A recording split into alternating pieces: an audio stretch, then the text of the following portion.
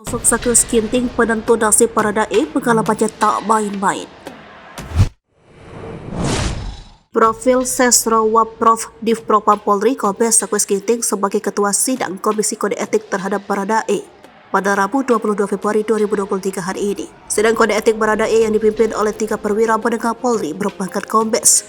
Adapun ketiga pamen yang memimpin jalannya sidang adalah Sesro Waprov Div Propam Polri Kombes Pol Sakyus Ginting selaku Ketua Sidang KKEP.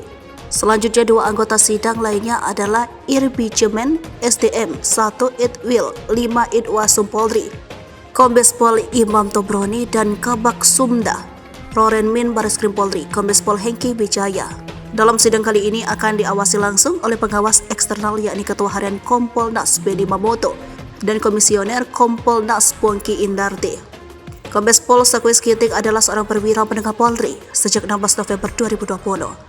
Ia mengemban amanat sebagai analisis kebijakan Media Bidang Provos di Propam Polri. Ia lahir di Merek, Sumatera Utara 4 Juni 1968. Ia menikah dengan Anna Elizabeth. Ia lulus Akpol di tahun 1992. Berpengalaman dalam bidang propam.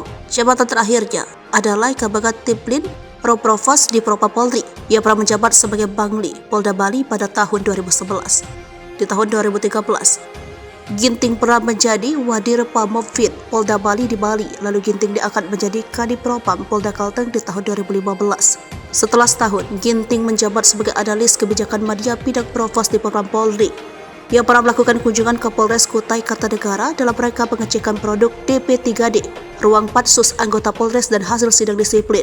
Rombongan yang dipimpin oleh Kombes Pol Sakyus Ginting bersama tim disambut langsung oleh Kapolres Kukar AKBP Andreas Susanto Nugroho, didampingi Wakapolres Kukar Kompol Bimo Arianto dan PJU Polres Kukar serta anggota Polres Kukar.